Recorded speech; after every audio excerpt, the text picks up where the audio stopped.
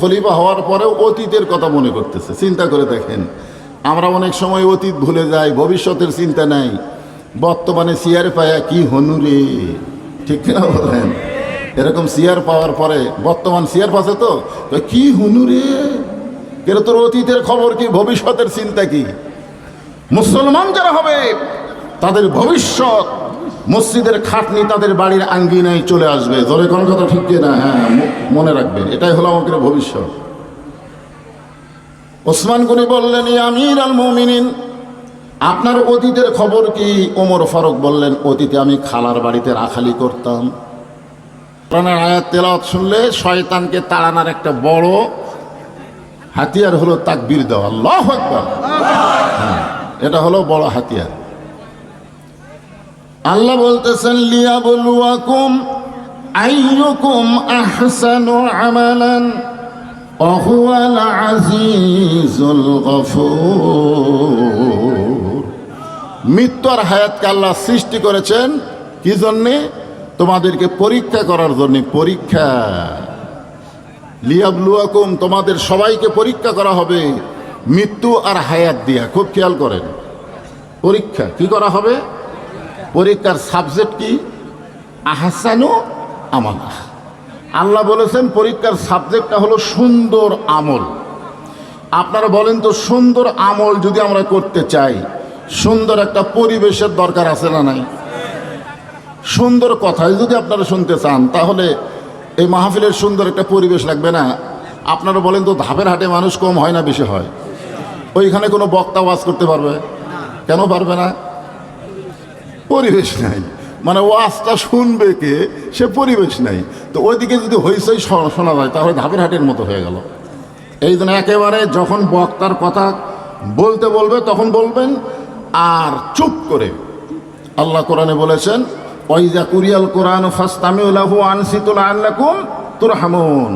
যখন কেহ কোরআন তেলাওয়াত করে, কোরআন পড়ে, কোরআনে তাফসির করে, তখন তোমরা চুপ থেকে সেটা অনুধাবন করো, বোঝার চেষ্টা করো। আল্লাহ বলেছেন যে পরীক্ষার বিষয়টা হলো সুন্দর আমল। জোরে কোন কি আমল? আহসানু আমালা। আহসান মানে সুন্দর, আমালা মানে কর্ম, সুন্দর আমল। এখন সুন্দর আমল যদি আমরা করতে চাই, সুন্দর একটা পরিবেশের দরকার আছে না নাই? সুন্দর একটা পরিবেশ যদি তৈরি করতে চাই, তাহলে সুন্দর একটা সমাজের দরকার আছে না নাই? কথা কয় না? সুন্দর একটা সমাজ যদি তৈরি করতে চাই, তাহলে সুন্দর একটা রাষ্ট্রের দরকার আছে না নাই? সুন্দর একটা রাষ্ট্র যদি আমরা তৈরি করতে চাই, তাহলে সুন্দর একটা সংবিধানের দরকার আছে। মানুষের তৈরি সংবিধান দিয়ে কোনোদিন বাংলাদেশ সুন্দর হবে না। বাংলাদেশকে সুন্দর করতে গেলে আল্লাহর কোরআনের সংবিধান লাগবে। জোরে বলেন ঠিক কি না? তাহলে সুন্দর আমল করতে গেলে, সুন্দর আমল করতে গেলে আল্লাহর কোরআনের বিকল্প কোনো রাস্তা আছে? সেই কোরআনের তাফসির মাহফিল একটু মনোযোগ দিয়ে শুনবেন। বাংলাদেশের মতন ৯৬টা দেশের খলিফা, বাংলাদেশের মতন ৯৬টা দেশের খলিফা, নাম হলো তার হজরত উমর। ধরে কার নাম কি? ডান হাতে ডান গালে চল মারে, বাম হাতে বাম গালে চল মারে। এই দৃশ্য দেখার পরে ওসমান গনি বলতেছি, আমির আল মুমিনিন, আপনি কি পাগল হয়ে গেলেন? নিজের গালে নিজে চড় মারতেছেন, কারণ কি? উমর ফারুক বললেন, ওসমান, অর্ধ পৃথিবীর খলিফা হওয়ার পরেও আমার অতীতের কথা বারবার মনে হচ্ছে। অতীতের কথা। ধরে কারণ কিসের কথা? অতীত। অতীত। অর্ধ পৃথিবীর খলিফা হওয়ার পরেও অতীতের কথা মনে করতেছে। চিন্তা করে দেখেন, আমরা অনেক সময় অতীত ভুলে যাই, ভবিষ্যতের চিন্তা নাই। বর্তমানে চেয়ার পায়া কি হনুরে, ঠিক না বলেন? এরকম চেয়ার পাওয়ার পরে বর্তমান চেয়ার পাচ্ছে তো কি হনুরে, কেন তোর অতীতের খবর কি, ভবিষ্যতের চিন্তা কি? মুসলমান যারা হবে তাদের ভবিষ্যৎ মসজিদের খাটনি তাদের বাড়ির আঙ্গিনায় চলে আসবে। জোরে কোন কথা ঠিক না? হ্যাঁ, মনে রাখবেন, এটাই হলো আমাদের ভবিষ্যৎ। ওসমান গনি বললেন, ইয়া আমির আল মুমিনিন, আপনার অতীতের খবর কি? ওমর ফারুক বললেন, অতীতে আমি খালার বাড়িতে রাখালি করতাম, আমি খালার ছাগল চড়াতাম। ছাগল চড়ানোর পরে সন্ধ্যার সময় ছাগলগুলো যখন বাসায় নিয়ে আসতাম, আমার খালা ছাগলগুলো গুনে আমার মাথার চুল ধরে বলতো, ওমর কয়টা ছাগল নিয়ে গেলি আর কয়টা ফেরত আনলি? আমি আবার দৌড় দিতাম, খুঁজে খুঁজে ছাগলগুলো কুড়ে যখন এনে খালাকে জমা দিতাম, খালা আমার কান ধরে বলতো, ওমর যেই ভুল আজকে করেছো এই ভুল যদি আগামীকাল করো তোমার রাখালের চাকরি কিন্তু আমি ক্যান্সেল করে দেব। আমি তখন খালার পা ধরে বললাম, খালা রাখালের চাকরি ক্যান্সেল করে দিলে আমি থাকবো কোথায়, খাবো কি? যে ওমর একদিন রাখালের চাকরি রক্ষা করার জন্যে খালার পা ধরে কেঁদেছে, আজকে সেই ওমরকে আল্লাহ অর্ধ পৃথিবীর খলিফা বানাইছে। এটা ওমরের যোগ্যতাই নয়, এটা কেবলমাত্র আল্লাহর কোরআনের ওসিলা। এখন আপনারা বলেন এই কোরআনের পাওয়ার আছে না নাই? কিন্তু আমাদের বাংলাদেশের খবর কি? বাংলাদেশে কোরআনের পাওয়ার আছে? কোরআনের হক কথা সবচাইতে যিনি বেশি বলেছেন আল্লামা সাইদি হুজুর, বিনা দোষে তাকে 13 বছর জেলখানায় বন্দি করে রাখছে। জনগণ কথা ঠিক কিনা? এটাই তো কোরআনের পাওয়ার। আমরা কোরআনের পাখির জন্য দোয়া করতাম, আল্লামা সাইদির নাম ধরে দোয়া করা 15 বছর যায়নি। আমি এক জায়গায় কেবল বলছি আল্লামা সাইদির সাথে সাথে মাইক কেড়ে নিয়েছে, হুজুর আপনি কার নাম ধরলেন? এ তো রাজাকার। মনে মনে কই তোর বাপ মায়ের ঠিক নাই, তুই জাউরা সন্তান। জনগণ কথা ঠিক কিনা? কিন্তু জবান খুলে পারিনি। চিন্তা করে দেখেন যে আমরা দোয়া করতাম, আল্লাহ কোরআনের পাখিকে হায়াত দাও, সুস্থ করে রাখো। জেলখানার মধ্যে যখন তার চেহারা সুন্দর হচ্ছিল, তখন ভারতের প্রেসক্রিপশনে তাকে জেলখানা থেকে বের করে হাসপাতালে নিয়ে গিয়ে হত্যা করা হলো। জোরে কোন কথা ঠিক কিনা? এটাই হলো বাংলাদেশে কোরআনের অবস্থা। আর আমরা এইভাবে থাকতে চাই না। আগামীতে আমরা আল্লাহর কোরআন চাই। জোরে কোন কথা ঠিক কিনা? এই কোরআনটা আসলে কেমন এখনো বাংলার মুসলমান দেখে নাই। আগামীতে একটু দেখার চিন্তা করতেছে, আগামীতে একটু দেখার চিন্তা করতেছে। এতদিন তো আবু জেহেলের মতন শুনলাম, কিন্তু আসলে কোরআন ধরলে আমাদের কীরকম চেহারা হবে, আমাদের চরিত্র কেমন হবে, আমরা কেমন মানুষ হব, এটা নিজের চোখে দেখার জন্যে হযরত ওমর মক্কার অলি গলি ঘুরতেছেন যে আল্লাহর কোরআনটা দেখতে কেমন। আজকে আপনারা কোরআন শুনতে আইছেন, কিন্তু আমি আজকে আপনাদেরকে আল্লাহর কোরআন দেখাবো। আপনারা কি কোরআন দেখবেন? খালি শোনা যাবেন না দেখা লাগবে? কারা কারা আল্লাহর কোরআন দেখবেন? 2 হাত তুলে একটু আল্লাহকে দেখান তো। লিল্লাহে তাকবীর। হাত নামান। মাশাআল্লাহ, সারা জীবন খালি শোনাই গেলাম, আজকে একটু আল্লাহর কোরআন দেখি তো। কোরআনটা কি? যে রাখালকে আল্লাহ তাআলা খালার বাড়িতে রাখালি করত, সেই রাখাল ওমরকে আল্লাহ তাআলা এই কোরআনের কারণে অর্ধ পৃথিবীর খলিফা বানাইছে। তার মানে কোরআনের ক্ষমতা আছে। এই জন্যে হযরত ওমর আল্লাহর কোরআনকে নিজের চোখে দেখার জন্যে মদিনার অলি গলি ঘুরতেছেন। হঠাৎ হযরত ওমর দেখতে পায় বিস্তীর্ণ মরুভূমির মধ্যে একজন রাখাল উট আর দুম্বা চড়ায়। হযরত ওমর আল্লাহর কোরআনকে দেখার জন্য রাখালকে সালাম দিলেন, আসসালামু আলাইকুম রাখাল ভাই, আমার পেটে ক্ষুধা লাগছে, আমি উটের 1 পেয়ালা দুধ চাই। রাখাল মুচকি মুচকি হাসতেছে। ওমর ফারুক বলে, রাখাল আমি তোমাকে সালাম দিলাম, উটের দুধ চাইলাম, তুমি সালামের উত্তরও দাও না, উটের দুধ দিবা কিনা সেটাও বলো না, তুমি মুচকি মুচকি হাসতেছো কারণ কি? রাখাল বলতেছে, তোমার সালামের উত্তরও দিব না, তোমাকে উটের দুধও দিবার পারবো না। উমর ফারুক বললেন, আমার অপরাধ। রাখাল বলে, তোমার অপরাধ হলো আগে তোমার পরিচয় দাও। তুমি কে? আগে তোমার পরিচয় দাও। উমর ফারুক চিন্তায় পড়ে গেলেন, আমি আল্লাহর কোরআন দেখার জন্য ছদ্মবেশ ধারণ করছি, আর এই সময় যদি আমার পরিচয় দেই তাহলে তো গুমুর ফাঁস হয়ে যায়। উমর ফারুক এই চিন্তা যখন করতেছে, সঙ্গে সঙ্গে আল্লাহর কোরআন সামনে এসে বলতেছে, ওমর রাখাল যখন তোমার পরিচয় চাইছে, তুমি আসল পরিচয় দাও। তোমার আসল পরিচয় হলো মিল্লাতা আবিকুম ইব্রাহিম হুয়া সাম্মাকুমুল মুসলিমিন। এখানে যারা আমরা বসে আছি, যারা কোরআন দেখব, এই কথার সাথে কি আপনারা একমত? কোরআনের এই কথার সাথে কি একমত? আল্লাহ বলতেছেন তোমাদের জাতির পিতার নাম হলো ইব্রাহিম। এই কথা কে বলতেছে? আল্লাহ বলতেছে তোমাদের জাতির পিতার নাম হলো ইব্রাহিম, হুয়া সাম্মাকুমুল মুসলিমিন, যিনি তোমাদের নাম রেখেছে মুসলমান। তাহলে আল্লাহ কোরআনে বলতে পারতো যে মৌলানা হয়ে মরো, এমপি হয়ে মরো, মন্ত্রী হয়ে মরো, প্রধানমন্ত্রী হয়ে মরো। এ কথা আল্লাহ তো বলে নাই। আল্লাহ বলেছে লা তামুতুন্না ইল্লা ওয়া আনতুম মুসলিমুন, মুসলমান না হয়ে মরো না।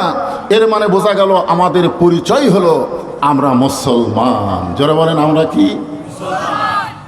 আমি যেই বলবো আমাদের পরিচয় কি, যারা বলবেন না, আপনার বাম কান্দের আর ডান কান্দের ফেরেশতা আল্লাহর কাছে খাড়া হয়ে থাকবে যে আল্লাহ এই যে কথা কিছুই কয় না।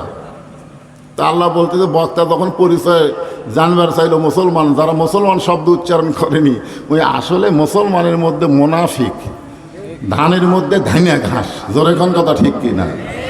আমাদের পরিচয় কি? আরো জোরে জোরসে বলুন মাশাআল্লাহ। ওমর ফারুক বললেন রাখাল, আমার পরিচয় যখন শুনতে চাও তাহলে আমি হইলাম একজন মুসলমান।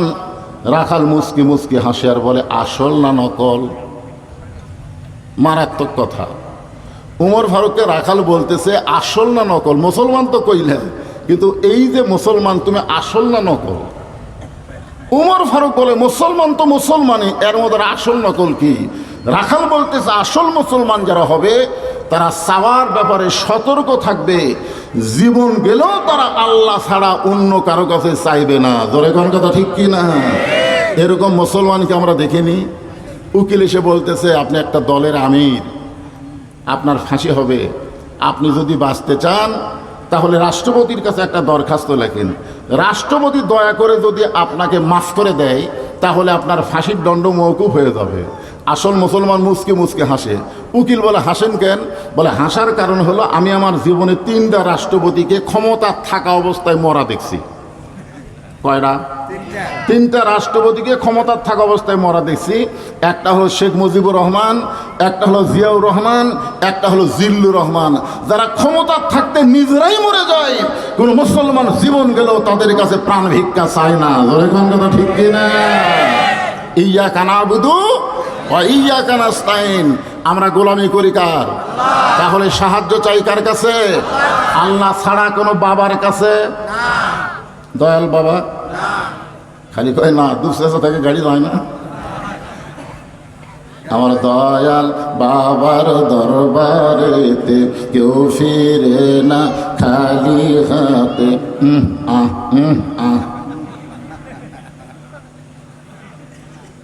আসলে মানুষ বেঈমান হতে বেশি কিছু লাগে না। এইটাই যদি বিশ্বাস করে দয়াল বাবার দরবারেতে কেউ ফিরে না খালি হাতে, এইটা বিশ্বাস করা হলো কুফরি।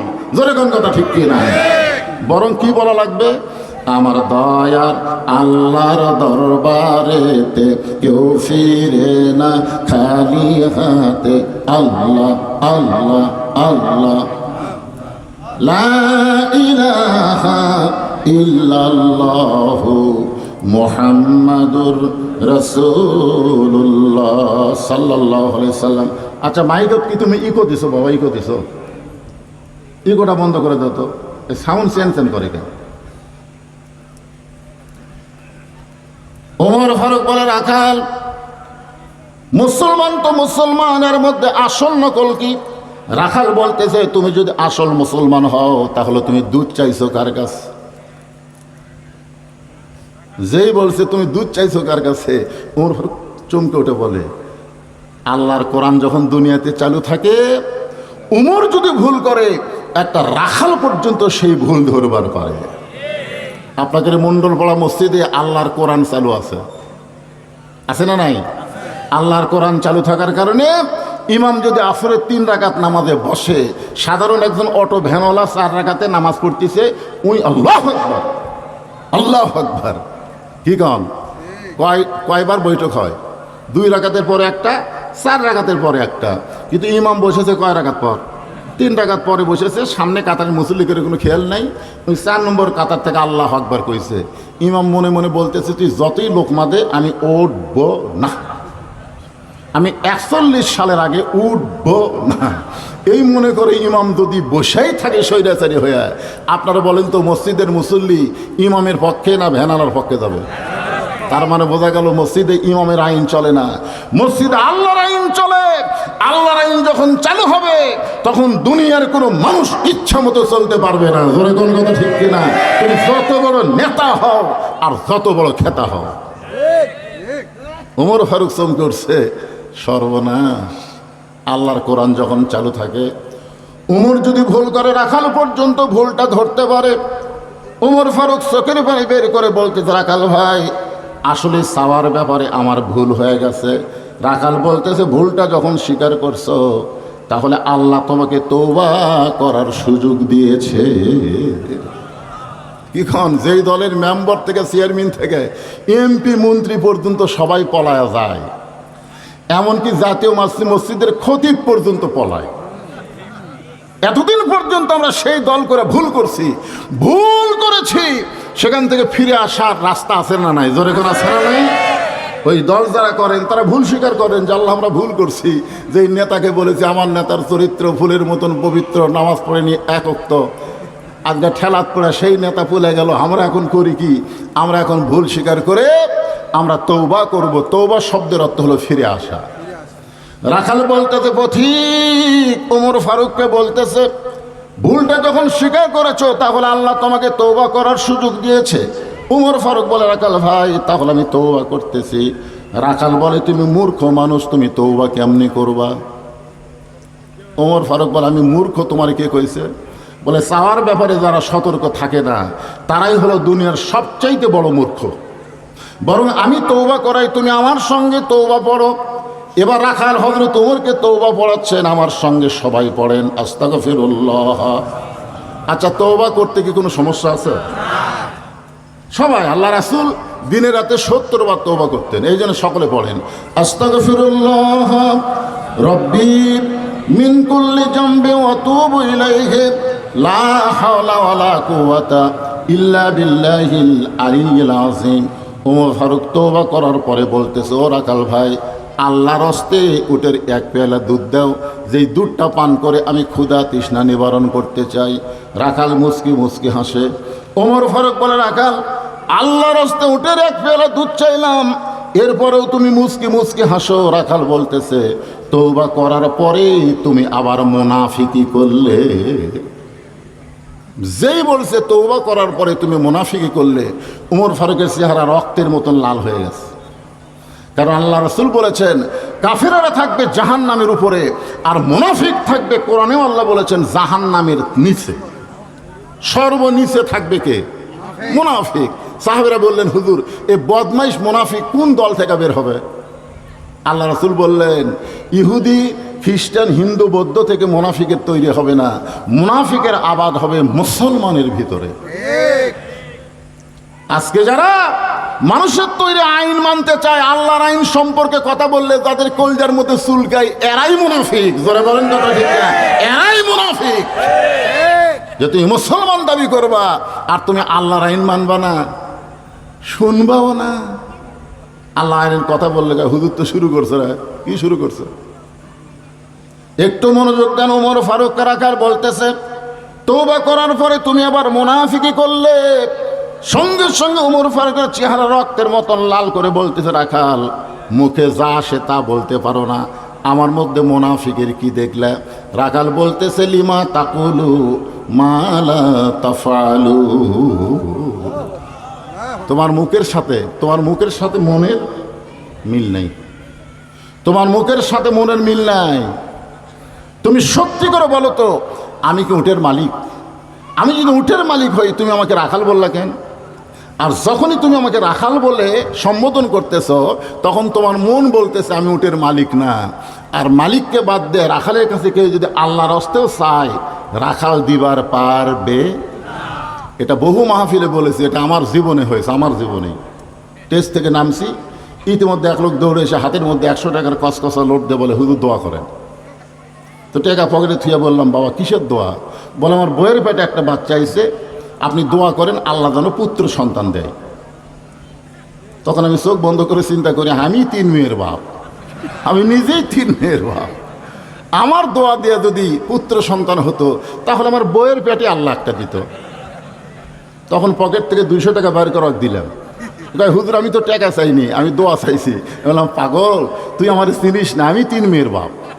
তখন বলে, হুজুর তাহলে আমার টাকা আমাকে দেন, আপনার টাকা আপনি দেন। ওরে যেই 100 টাকা দিলাম ও মারতেছে দৌড়াই। বলে, কোথায় যাবি? বলে, ওই হুজুরের কাছে যাবো যার পুত্র সন্তান আছে, যার বেটা চাওয়াল আছে। আমি বললাম, কোনো হুজুরের কাছে না, কোনো বাবার কাছে না, কোনো পীরের কাছে না, বাবার যদি চাও মালিকের কাছে চাও। জোরে কোন কথা ঠিক কি না? রাখাল বলে, পথিক, সত্যি যদি আল্লাহর হস্তে তুমি উটের 1 পেয়ালা দুধ চাও তাহলে এখান থেকে মালিকের বাড়ি হলো 10 মাইল দূরে। ওই মালিকের বাড়ির দরজাত গিয়ে বলো, মালিক, তোমার রাখাল উট আর দুম্বা চড়াই, তুমি মালিক যদি হুকুম দাও তাহলে রাখাল আল্লাহর হস্তে উটের 1 পেয়ালা দুধ দিবে। ওমর ফারুক বলে, রাখাল ভাই, কষ্ট করে 10 মাইল দূরে যাওয়ার দরকার নাই, বরং তোমাকে 2টা টাকা দিলাম, এই 2টা টাকার বিনিময়ে তুমি উটের 1 পেয়ালা দুধ দাও। রাখাল মুস্কি মুস্কি হাসে। ওমর ফারুক বলে, রাখাল হাসতেছো কেন? বলে, হাসার কারণ হলো তুমি হযরত ওমরকে চেনো। হাসার কারণ হলো তুমি হযরত ওমরকে চেনো। যে ওমর আল্লাহর কোরআন দিয়ে রাষ্ট্র চালায়, সেই ওমর যদি দূর থেকে, ওমরের গুপ্ত বাহিনী যদি দূর থেকে দেখবার পায় তুমি আমারে 2 টাকা ঘুষ দিছো আর আমি মালিক বাদ দিয়ে তোমাকে উটের 1 পেয়ালা দুধ দিলাম, তাহলে তোমাকেও ধরবে আমাকেও ধরবে। এই বুড়া বয়সে তুমি কি ধরা খাবার চাও? ওমর ফারুক বলে, রাখাল ভাই, তাহলে চলো পাহাড়ের গুহার মধ্যে যাই, ওই গুহার মধ্যে গিয়া গোপনে তোমাকে 2টা দিরহাম দিব আর তুমি গোপনে উটের 1 পেয়ালা দুধ দিবে। উমরের গুপ্ত বাহিনীও দেখতে পাবে না, তোমার মালিকও জানতে পারবে না। রাখাল চিল্লায় বলে, তুমি ভণ্ড, তুমি ভণ্ড, তুমি ভণ্ড। উমর ফারুক বলে, রাখাল, আমার মধ্যে ভণ্ডামির কি দেখলা?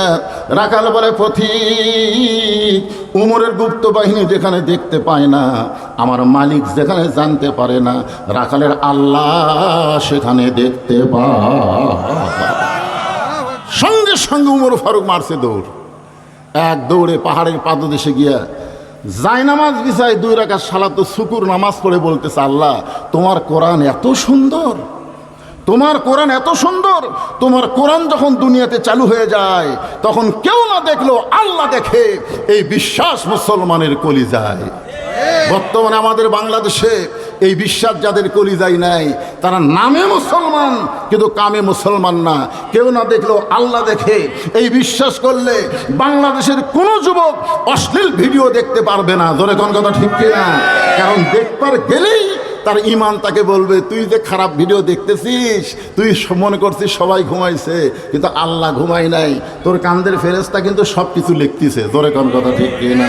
তোমার 2 কান্দে 2 মোহরি লেখিতেছেন ডায়েরি, দলিল দেখে রায় দিবে, টাকা পয়সার নাই কারবার। সবাই বলেন, আছেন আমার মুক্তার, আছেন আমার ব্যারিস্টার, শেষ বিচারের হাইকোর্টেতে তিনি আমায় করবেন পার।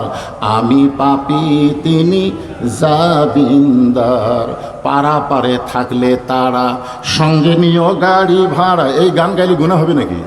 এই কোরআনের গান, কোরআনের গান। পারাপারে থাকলে তারা, সঙ্গে নিও গাড়ি ভাড়া, জবাবদিহি করতে হবে, ধরলে টিকিট কালেক্টর। মনুরে মনের ঘরে তালা দিয়া চাবি নিয়া আসেন সাই, আমি অধম সাধ্য কি তার, হুকুম ছাড়া বাইরে যাই, হুকুম ছাড়া বাইরে যায়। সুবহানাল্লাহ। গান শোনা সুবহানাল্লাহ। এটা কি গান রে? মনের ঘরে তালা দিয়া চাবি নিয়া আসেন সাই, আমি অধম সাধ্য কি তার, হুকুম ছাড়া বাইরে যাই, হুকুম ছাড়া বাইরে যাই। প্রকৃত মুমিন যদি আমরা হতে পারতাম তাহলে আল্লাহর হুকুমের বাইরে আমরা যাবার পারতাম না। জোরে বলেন কথা ঠিক কি না? ওমর ফারুক বলতেছে, আল্লাহ, তোমার কোরআন এত সুন্দর, আজকে আমি রাখালকে দেখি নাই, রাখালের ভিতরে তোমার কোরআনের বাস্তব চিত্র দেখতে পাই। ওমর ফারুক কাঁদতেছে কার কাছে? আর রাখাল পিছনে এসে বলে, যতই কান্দ যতই কান্দ উটের দুধ দেওয়া গেল না। ওমর ফারুক বলে, রাখাল ভাই, উটের দুধের কোনো দরকার আমার নাই, আমি শুধু জানতে চাই তুমি না দেখা আল্লাহকে কলিজার মধ্যে জায়গা দিয়ে আল্লাহর কোরআন অনুযায়ী চলতেছো, কেউ না দেখলেও আল্লাহ দেখতেছে, এই বিশ্বাস তোমার কলিজায়, তোমার চাহিদা কি? আজকে যারা কোরআন অনুযায়ী চলবার চায় তাদের নানা রকম বিপদ আপদ মুসিবত আছে না নাই? জোরে কারণ আছে না নাই? আছে, বিপদ আছে। আল্লাহ কোরআনে বলেছে, ওয়ালা নাবলুওয়ান্নাকুম বিশাইয়্যিম মিনাল খাউফি ওয়াল জুই ওয়া নাকসিম মিনাল আমওয়ালি ওয়াল আনফুসি ওয়াস সামারাতি ওয়া বাশশিরিস সাবিরিন। কষ্টের পরে, মায়ের প্রসব বেদনার পরে একটা সন্তান কিন্তু মা পায়। জোরে কোন কথা ঠিক কি না? সন্তান যখন মা কোলে নেয় তখন আর প্রসবের কথা মনে থাকে? তা আমরা যারা কষ্ট করব, ইমানদারেরা, বাতিলের বিরুদ্ধে হকের পক্ষে চলবো, নানা রকম বিপদ আপদ মুসিবত আল্লাহ দিবে, এরপর আমাদেরকে জান্নাত দিয়ে আল্লাহ আমাদের খুশি করবে। জোরে কোন কথা ঠিক কি না? ওমর ফারুক বলেন, রাখাল, তুমি না দেখা আল্লাহকে কলিজার মধ্যে জায়গা দিয়ে তুমি যে আল্লাহর কোরআন অনুযায়ী চলতেছো, এর বিনিময়ে তোমার চাহিদা কি? রাখাল চোখের পানি বের করে বলতেছে, পথিক, আমার চাহিদা হলো রব্বানা আতিনা ফিদ দুনিয়া হাসানাতাও ওয়া ফিল আখিরাতি হাসানা ওয়া কিনা আযাবান নার। ওমর ফারুক বলে, রাখাল, আমি তোমার চাহিদার কথা শুনতে চাইলাম আর তুমি আমাকে কোরআনের আয়াত শোনালা। রাখাল বলতেছে, তুমি আসলেই মূর্খ। কয়বার মূর্খ করলো? দুইবার হলো না তিনবার হলো? যেই উমর সম্পর্কে রাসূল বলেছেন, আমার পরে যদি কেউ নবী হতো লাউ কানা উমর, আমার পরে নবুয়তের পথ যদি খোলা থাকতো আল্লাহ উমরকে নবী বানাতো। নবী হওয়ার সব যোগ্যতা আল্লাহ উমরকে দান করেছে। জোরে কেন সুবহানাল্লাহ। আর সেই উমরকে রাখাল এ পর্যন্ত তিনবার মূর্খ বলল। তুমি আসলেই মূর্খ। আমি কোরআনের আয়াত দিয়ে কি বুঝালাম তুমি বুঝলা না? আমার দুইটা চাহিদা আছে। এক নম্বর চাহিদা হলো আতিনা ফিদ দুনিয়া হাসানা, আর দুই নম্বর চাহিদা হলো অফিল আখিরাতি হাসানা। রাখাল বলতে, পথিক, আমার দুনিয়ার চাহিদা হলো মহামানব হযরত উমরকে আমি এক নজর দেখতে চাই। যে উমর আল্লাহর কোরআন দিয়ে রাষ্ট্র চালায়, এমন উমরকে যদি একটা বার আমি দেখতে পাইতাম তাহলে দুনিয়ার চাহিদা আল্লাহ আমার পুরা করত। তার মানে বোঝা গেল ভালো নেতা দেখার নিয়ত করার দরকার আছে না নাই? কি নেতা? আপনারা ভালো নেতা দেখতে চান? ইনশাল্লাহ একজন কছে, আল্লাহ, এতগুলো মুসলমানের মধ্যে একজনকে ইনশাল্লাহ রে, একজন ইনশাল্লাহ। রাখাল বলতে, ঠিক, আমার দুনিয়ার চাহিদা হলো হযরত উমরকে আমি এক নজর দেখতে চাই। আমার দুই নম্বর চাহিদা হলো আমি রাখাল যখন মরে যাব, অধম রাখালকে আল্লাহ যেন জান্নাত দেয়। সঙ্গে সঙ্গে হযরত উমর দৌড়ে এসে রাখালের হাতটা খফ করে ধরে তিনবার চুমা খাচ্ছে। রাখাল বলতেছে, তুই পাগল নাকি? আমার ঘামা হাতে তুমি চুমা খেলা? ওমর ফারুক বলে, রাখাল ভাই, তোমার দুই নম্বর চাহিদা আল্লাহ পুরা করছে। দুই নম্বর চাহিদা আল্লাহ পুরা করবে না, পুরা করছে। মরার সঙ্গে সঙ্গেই আল্লাহ তোমাকে 8টা জান্নাতের দরজা খুলে দিবে। আপনারা সুবহানাল্লাহ করছেন, কিন্তু রাখাল সুবহানাল্লাহ পায় না। ওমর ফারুক রাখালের সুবহানাল্লাহ শোনার জন্য আল্লাহর কোরআন থেকে বলতেছেন, ইন্নাল্লাযীনা ক্বালু রাব্বুনাল্লাহু সুম্মা ইসতাকামু তাতানাজ্জালু আলাইহিমুল মালায়েকা আল্লা তাখাফু ওয়া লা তাহজানু ওয়া আবশিরু বিল জান্নাতিল্লাতী কুনতুম তুআদুন। এরপরেও রাখাল সুবহানাল্লাহ কয় না। ওমর ফারুক বলে, রাখাল, মরার সাথে সাথেই আল্লাহ তোমার জন্য 8টা জান্নাতের দরজা খুলে দিবে। কিন্তু রাখাল সুবহানাল্লাহ কয় না। ওমর ফারুক বলে, কে রে রাখাল, আমি আল্লাহর কোরআন তেলাওয়াত করে বললাম, আল্লাহ তাখাফ, তোমার কোনো ভয় নাই, ওয়ালা তাহজান, তোমার কোনো চিন্তা নাই, ওয়া আবশিরু বিল জান্নাহ, মরার সঙ্গে সঙ্গে আল্লাহ তোমাকে জান্নাত দিয়ে দিবে। এরপরে সুবহানাল্লাহ কও না কেন? রাখাল বলতেছে, তুমি খুব চালাক। এতক্ষণ কি বলছে? মূর্খ। এবার রাখাল বলতেছে, আসলেই তুমি খুব চালাক, মরার পরে জান্নাত পাবো, এই বাকি কথা তুমি ভালোই বলতেছো, কিন্তু হযরত উমরকে এক নজর দেখতে পাবো, এই নগদ কথা বলতে তোমার কোন জাকাত বাজে?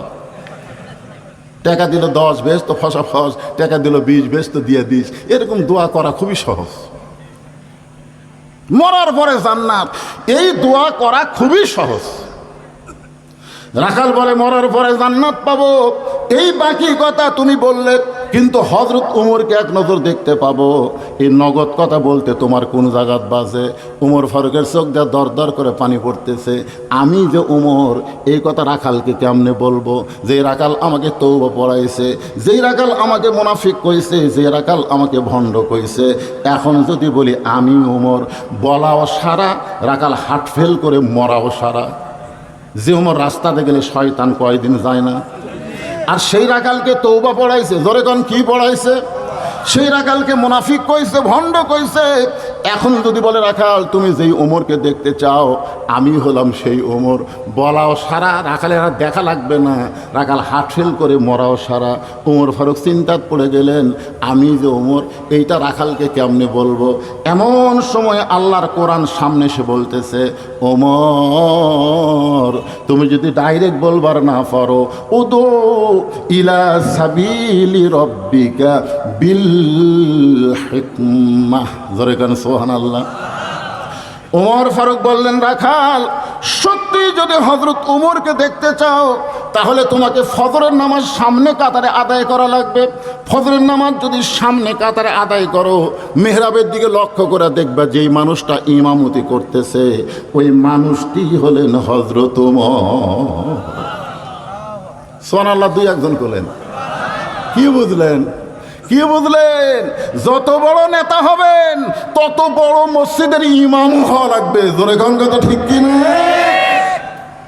নামাজ পড়ে না ওই নেতা।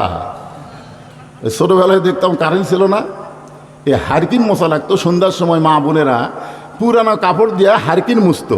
আপনার দেখেন নি? আমরা বলতাম, মা আমার নাম কি কয়? এটা লেতা বাবা, এটা লেতা। যেই লেতা নিজে নামাজ পড়ে না, তার কর্মী বাহিনীরাও নামাজ পড়ে না।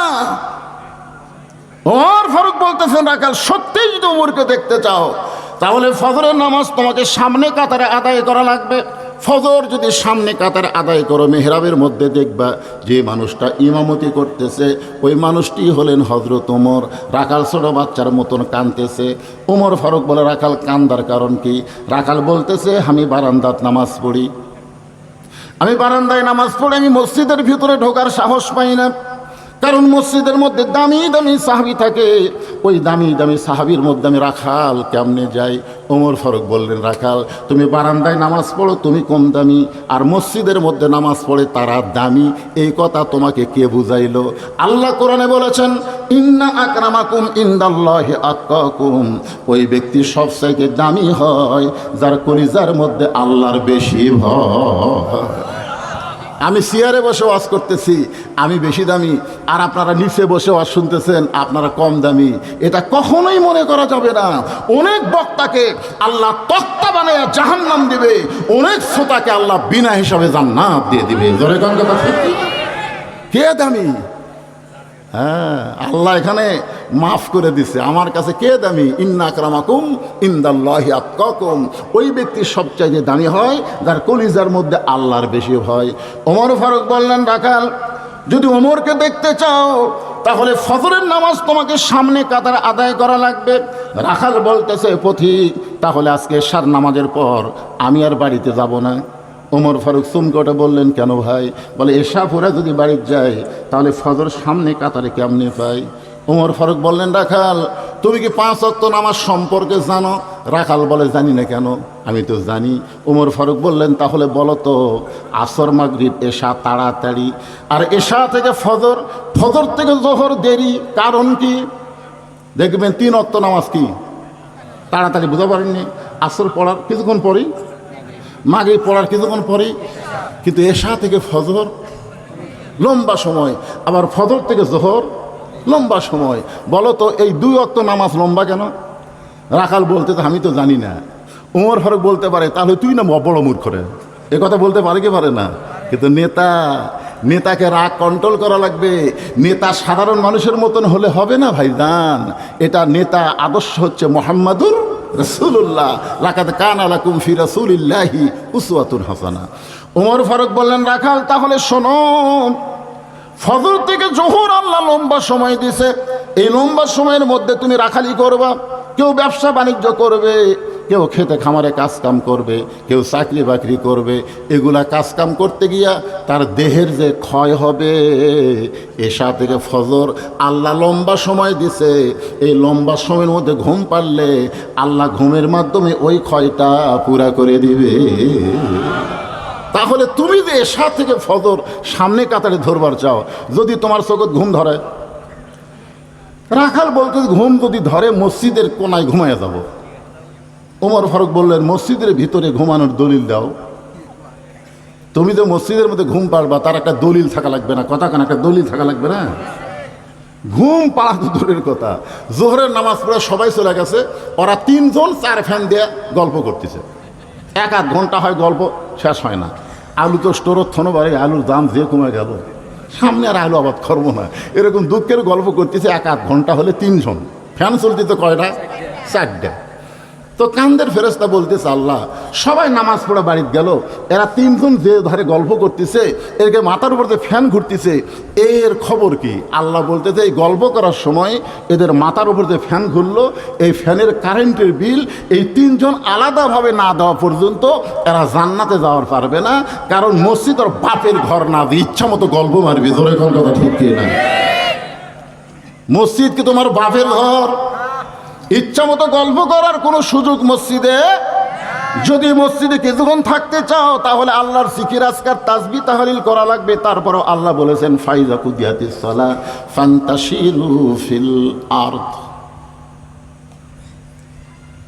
ওমর ফারুক বললেন, রাখাল আজানের গুরুত্ব দিও। 5 ওয়াক্ত নামাজের মধ্যে সবচাইতে গুরুত্বপূর্ণ আজান হলো ফজরের আজান। এরে যুবকরা, ফজরের আজানের মধ্যে যে মুয়াজ্জিন একই শব্দ 2 বার বেশি কয়, অন্য আজানে কয় না, কিন্তু ফজরের আজানে কয়। এটা তোমরা শুনবার পাও? কি কয়? রাত 1টা পর্যন্ত ফেসবুক চালায়, 1টা পর্যন্ত মোবাইল চালায়, এমন সময় ঘুমায় গেছে। ফজরের আজান যে কোন দিক দিয়ে গেল। আর 2-1টা এমন আছে শীতের কালে, যেই ফজরের আজান শুরু হয় ওই আসলে 3.5 হাত, কিন্তু আজান শুরু হওয়ার সাথে সাথে 2.5 হাত। 2.5 হাত মানে ল্যাপ তুলা মাথার উপর দিয়েছে, এখন পাও বাড়াচ্ছে। কী করবি? পাও টানে বুকের কাঁধে থসে। আপনি বেড়া থেকে জানলা দিয়ে তাকায় দেখেন, মনে হয় ছাগলের বস্তা ঠেকা থসে। ল্যাপ টানটা দেখেন, ল্যাপের তলে ওর সাইজ, আর সকালবেলা সাইড ঠিবে কুত্তার সাইজ, একই সাইজ। ফজরের আজান শুনে ঘুম পাড়ে তারা, কুত্তার আমল করে তারা। এখন আপনারা বলা লাগবে আমার সঙ্গে, ফজরের আজান শুনে ঘুম পাড়ে যারা, কুত্তার আমল করে তারা। বলতে পারবেন ভাইজান? ফজরের আজান শুনে ঘুম পাড়ে যারা, যারা যারা বলতে তারা বুঝবেন এরাই ফজর পড়ে না। দেখেন তো কে কে কে বলে না, দেখেন তো। কারণ মসজিদকে কেন্দ্র করে আজকের মাহফিল। জোরে কর কথা ঠিক কিনা? আর 5 ওয়াক্ত আজানের মধ্যে সবচাইতে গুরুত্বপূর্ণ আজান হলো ফজরের। ফজরের নামাজ যদি কেউ বাড়িতে পড়ে, রাসূল বলেছেন সে মুনাফিক হয়ে মৃত্যুবরণ করবে। ফজরের নামাজ বাড়িতে পড়া যাবে না, মসজিদে পড়া লাগবে। আমি ওয়াজ করছি নাটোরে, যে ফজরের আজান শুনে ঘুম পাড়ে যারা, কুত্তার আমল করে তারা। বুঝলেন? এই কথা যেই কইছি 3-4 বার, 4-5টা কুত্তা দৌড়াচ্ছে। ওরা কুত্তে গেছে, আমি ওয়াজ শুরু করতে দেখবেন এখন কিছু মুয়াজ্জিন আজান দেওয়ার সময় কুত্তে করে না। এ করে কি করে না? এক মুয়াজ্জিন আমারে কইছে, হুজুর কুত্তেরা ঘুম পাড়ে, কিন্তু আমি আজান দিলি কুত্তে করে। আমি বললাম, মুয়াজ্জিন এটা কি জন্য করে তুমি জানো? মুয়াজ্জিন কয়, না হুজুর আমি জানি না। কারণ তুমি যে আজান দিচ্ছ মুয়াজ্জিন, তোমার ছেলে কয়টা? তো করছে, হুজুর আমার 3 ছেলে 1 মেয়ে, বিয়ে দিছি। তো তোমার 3 ছেলেকে নামাজ পড়ে? কয় না। তো এই জন্যই কুত্তে বেজার, যে আজান দেয় লিজের বেটারাই নামাজ পড়ে না, এই জন্য কুত্তে করে। তা আমি দেখলাম এই কথা যেই বলছি, ফজরের আজান শুনে ঘুম পাড়ে যারা, কুত্তার আমল করে তারা, 4-5টা কুত্তে আছে, ওরা খালি ভুক ভুক করে। আমাকে আজ যাবারই দেবে না। তখন আমার কাছে আল্লাহর কোরআন এসে বলতেছে, সুম্মা রাদাদনাহু আসফালা সাফিলিন। আমি যখন বললাম ফজরের আযান শুনে ঘুম পাড়ে যারা, কুত্তার চাইতেও খারাপ তারা। যেই কইছে কুত্তার চাইতেও খারাপ তারা, কুত্তা দূর। কুত্তা কইছে এইবার হুজুর লাইন তুলছে। জানেন, একটা বেনামাজির চাইতে শুকুর কুকুর অনেক ভালো। শুকুরের নাম শুয়োর। শুয়োর শুয়োর আর কুত্তা অনেক ভালো একটা বেনামাজির চাইতে। ওমর ফারুক বললেন, রাখাল ফজরের আজানের গুরুত্ব দিও। এতদিন রাখাল নামাজ পড়েছে বারান্দায়, রাখাল আজানের গুরুত্ব দেয়নি। আজানের গুরুত্ব যারা দেয় তারা মসজিদের সামনে কাতার পায়, আর যারা আকামতের গুরুত্ব দেয় তার অধিকাংশই নামাজ হয় না। কেন হয় না জানেন? মানে দুসরা বাজারে দোকানদারি করে, ওই আবার 5 ওয়াক্ত নামাজ জামাতে পড়ে। ওই ঘড়ির দিকে তাকায় আর চিন্তা করে আর কয় মিনিট আছে, আকামতের আর কয় মিনিট, আজান তো হয়েই গেছে, দেখে আর 2 মিনিট আছে। ওই তাড়াতাড়ি তালা দিয়ে দৌড়া যায়, দেখে মসজিদ ভরে গেছে, বারান্দার শেষ কাতার। আল্লাহু আকবার। যে হাত বান্ধিছে মিন শাররিল ওয়াসওয়াসিল খান্নাস, ওর ভিতরে কিন্তু একটা শয়তান আছে। জোরে কেন আছে না নাই? হাত বান্ধার পরে শয়তান বলতেছে, তুই যে তাড়াতাড়ি তালা লাগালি চাবি। এর আগে কিন্তু কয়নি, যে হাত বান্ধিছে তখন শয়তান বলতে, তুই তাড়াতাড়ি করে তালা লাগাইলি চাবি। এক হাত টান দে। হ্যাঁ হ্যাঁ হ্যাঁ, আপনি বলেন তো ওর নামাজ আছে না গেছে? হাদিসে আছে বিস্তারিত হুজুরি কলব ব্যতীত, হাদিসে আছে বিস্তারিত হুজুরি কলব ব্যতীত কোরসিন কালেও নামাজ তোর হবে না। তবে কেন গাও জোয়ারি, মানুষকে দেখাও নামাজ পড়ি, ও তোমার সিদ্ধ বীজে সুফসল ফলে না। আজও কেন আল্লাহর নামাজ ধরতে পারলা না? কদ আফলাহা মান তাযাক্কা ওয়া যাকারা ইসমা রাব্বিহি ফাসাল্লা। আগেই নামাজ নয়, আগের নামাজের জন্য মনকে মসজিদ বানাইতে হবে। শুধু মসজিদের মধ্যে ঢুকলে হবে না, মসজিদকে যদি মনকে যদি মসজিদ বানাবার পারেন, আপনার মন চলে যাবে ওই মসজিদ থেকে কাবার কাছে। শুধু কাবার কাছে যাবে না, কাবার মাধ্যমে বাইতুল মামুরের ভিতর দিয়া আল্লাহর আরশ পর্যন্ত যোগাযোগ হবে। আসসালাতু মিরাজুল মুমিনিন, নামাজ হচ্ছে মুমিনদের জন্য মেরাজ। এতদিন রাখাল নামাজ পড়েছে বারান্দায়, আজকে নামাজ পড়বে কোন কাতারে? জোরে কোন কোন কাতারে? এখন সামনে কাতারে নামাজ পড়তে গেলে মসজিদের মধ্যে ঢোকা লাগবে। মসজিদের মধ্যে আপনারা ঢুকছেন কোন পায়ে? এবারে সবুজ গেঞ্জি কোন পায়ে? তুই কথা কইস না, তুই ঢুকিস নি। 7 বছর থেকে নামাজের তালিম দেওয়া লাগি পাগলা, আর 10 বছর থেকে জোর করে মাইরা ফিচার লিয়ে দেওয়া লাগি। জোরে কোন কথা ঠিক কিনা? তোর বয়স তো 10-এর বেশি হয়ে গেছে, কথা কইস না কে? আমি আপনাকে এলাকারই সন্তান, কিন্তু এলাকার দাওয়াত লিবার পারি না। হাসিনার সমত করবে দেয়নি, এখন সামনে করবে দিবি কিনা আল্লাহ ভালো জানে। জোরে কোন কথা ঠিক কিনা? আজকে তখন একটু চান্স পাইছি ভাই, একটু হুহা করার দরকার আছে না? জোরে করে আছেন না? মসজিদের মধ্যে যখন ঢোকেন তখন কোন পায়ে?